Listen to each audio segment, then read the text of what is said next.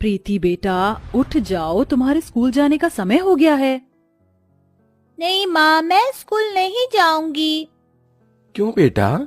मेरी गुड़िया रानी को तो स्कूल जाना बहुत पसंद है, तो आज वो स्कूल क्यों नहीं जाना चाहती? माँ पापा, स्कूल में हर कोई मेरी छोटी गर्दन का मजाक उड़ाता है और सब मुझे बिना गर्दन वाली कहकर चिढ़ाते हैं। प्रीति बेटा, कुछ लोगों का तो काम ही होता है दूसरे लोगों को परेशान करना, लेकिन इसका मतलब ये नहीं कि आप हार मान जाओ। तुम्हारी माँ बिल्कुल ठीक कह रही हैं, और मेरी गुड़िया रानी को तो पढ़ लिख कर बड़ी ऑफिसर बनना था ना। अगर मेरी गुड़िया रानी स्कूल नहीं जाएगी तो वो अफसर कैसे बनेगी? हाँ।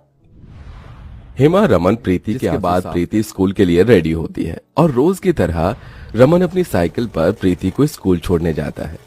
प्रीति जैसे ही अपनी क्लास में जाती है, देखो देखो, हमारी क्लास की छोटी गर्दन वाली आ गई। ए छोटी गर्दन वाली, तूने आज भी अपनी यही पुरानी फटी हुई यूनिफॉर्म ही पहनी है? मेरे माँ पापा के पास इतने पैसे नहीं है कि वो मुझे नई यूनिफॉर्म दिला सके।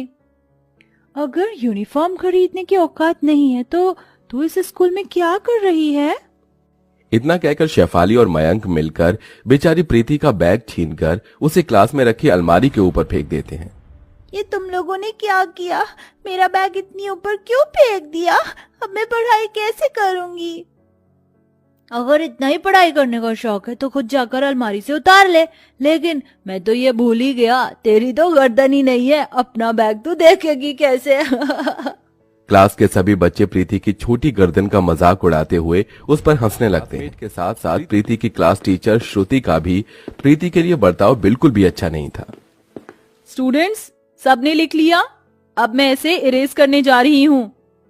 2 मिनट टीचर, मैंने अभी नहीं लिखा है। मुझे बोर्ड पर ऐसे लिखे हुए पूरे 10 मिनट हो चुके हैं और तूने अभी तक इसे लिखा ही नहीं। क्लास में बैठे बैठे तू इतनी देर से कर क्या रही है?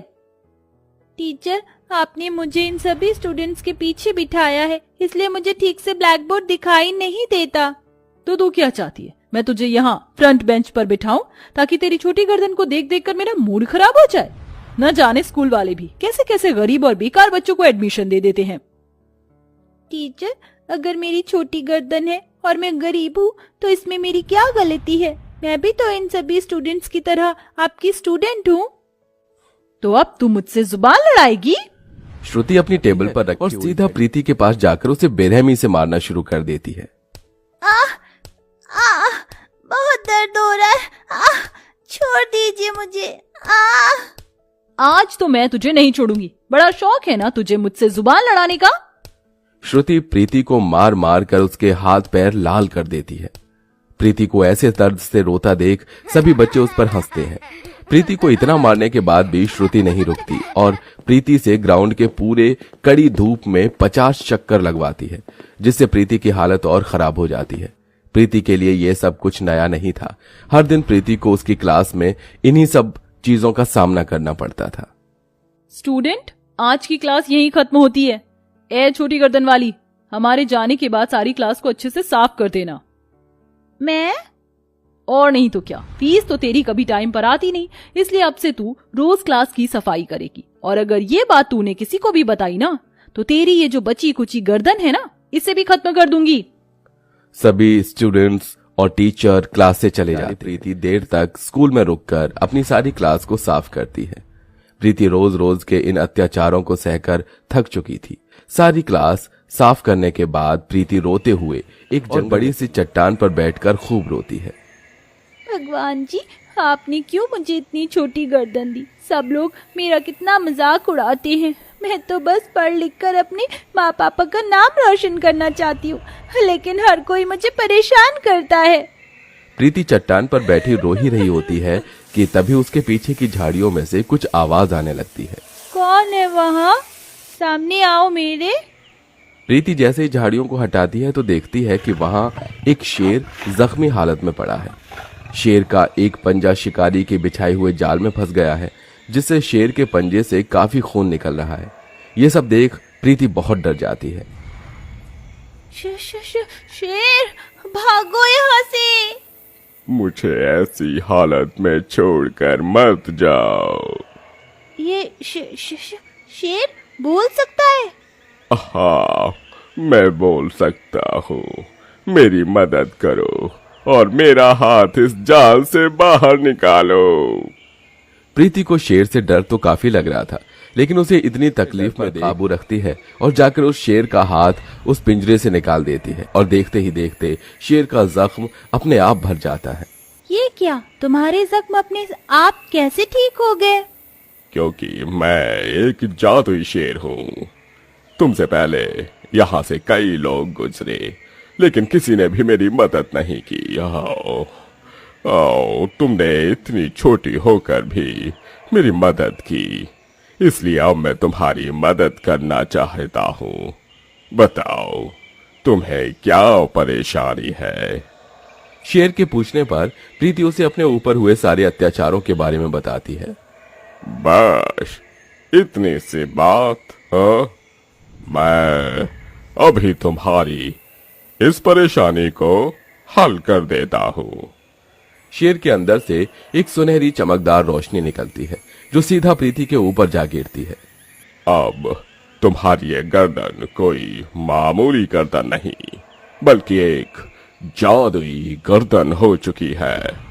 तुम जब चाहो अपनी गर्दन को बोलकर इसे लंबा कर सकती हो और छोटा भी।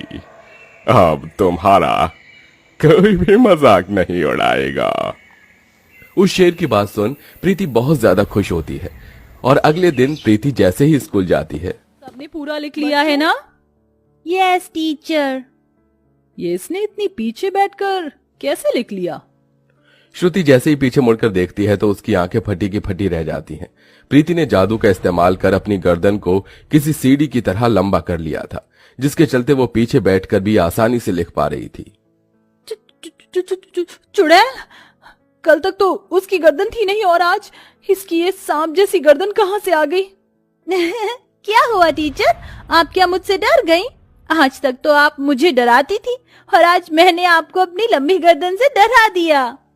ये कहकर प्रीति जोर जोर से हंसने लगती है, जिसे देख श्रुति डर के मारे क्लास से भाग जाती है।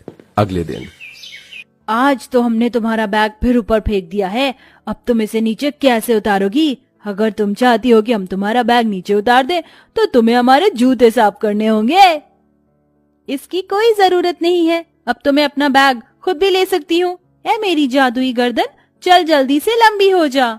प्रीति के इतना गर्दन लंबी हो जाती है और वो अपने मुंह से ही अपना बैग अलमारी से नीचे उतार लेती है और अब प्रीति की लंबी गर्दन पूरी क्लास में घूमने लगती है, जिसे देख क्लास के सभी बच्चे डर जाते हैं। डायन के लंबे बाल तो सुने थे, लेकिन ये इसकी इतनी लंबी गर्दन कैसे हो गई? ये तो कोई भूत है। क्यों, अब आया ना मजा? अब परेशान करोगे मुझे फिर कभी दोबारा? नहीं नहीं नहीं, हमें छोड़ दो, हम तुम्हें कभी परेशान नहीं करेंगे। सभी बच्चे डर के मारे क्लास के बाहर भाग जाते हैं, जिसके बाद छोटी कर लेती है। प्रीति को अब जब भी कोई परेशान करता, प्रीति अपनी लंबी गर्दन से उन्हें अच्छा सबक सिखाती। ए छोटी गर्दन वाली, मेरा मतलब प्रीति, हमारे जाने के बाद सारी क्लास अच्छे से साफ कर देना, ठीक है? जरा भी गंदगी नहीं दिखनी चाहिए। ठीक है टीचर। श्रुति बैग उठाकर सीधा वॉशरूम में जाती है और शीशे में टिक लगाने लगती है कि तभी शीशे में श्रुति को प्रीति की लंबी गर्दन दिखाई देती है, जिसे देख वो काफी डर जाती है। तुम यहाँ क्या कर रही हो? टीचर, वो आपकी फाइल क्लासरूम में ही छूट गई थी, इसलिए मैंने सोचा कि मैं आपको बता दूं।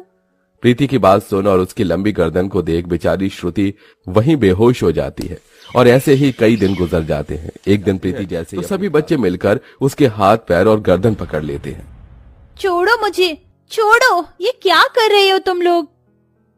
आज हम तुझे नहीं छोड़ेंगे, बहुत परेशान कर लिया तूने अपनी इस लंबी गर्दन से हमें, लेकिन अब और नहीं। छोड़ो मुझे, छोड़ो मुझे, ए मेरी जादुई गर्दन, जल्दी से लंबी हो जा। प्रीति के इतना बोलते ही उसकी गर्दन फिर से लंबी हो जाती है और प्रीति अपनी गर्दन से उन सभी बच्चों को पकड़कर हवा में लटका देती है। हम गिर जाएंगे, हमें छोड़ो, हमें नीचे उतारो। मम्मी, पापा, कोई बचाओ हमें, हम गिर जाएंगे। चिल्लाने की आवाज सुन श्रुति जैसे ही क्लास में आती है। हे भगवान, प्रीति, ये तुम क्या कर रही हो? छोड़ो बच्चों को। इन्हें देखकर तो आपको इनका दर्द महसूस हो गया, लेकिन क्या कभी आपको मेरा दर्द महसूस नहीं हुआ? मेरी छोटी गर्दन है तो इसमें मेरा क्या कसूर? सभी बच्चे यहाँ मेरा मजाक उड़ाते थे, वहाँ उन्हें आपको समझना चाहिए था, लेकिन आप तो उन्हीं के साथ मिल गई। क्या ऐसी टीचर होती है? प्रीति, मैं जानती हूँ जो मैंने किया वो बहुत गलत था, लेकिन अब मुझे मेरी गलती का एहसास हो गया है। प्लीज इन सभी बच्चों को नीचे छोड़ दो। हाँ प्रीति, अब से हम तुम्हें कभी परेशान नहीं करेंगे और तुम्हारे अच्छे दोस्त बनकर रहेंगे। प्रीति, हमें माफ कर दो और हमें छोड़ दो। सभी को माफी मांगता देख प्रीति उनको छोड़ देती है और अपनी गर्दन को पहले की तरह कर लेती है।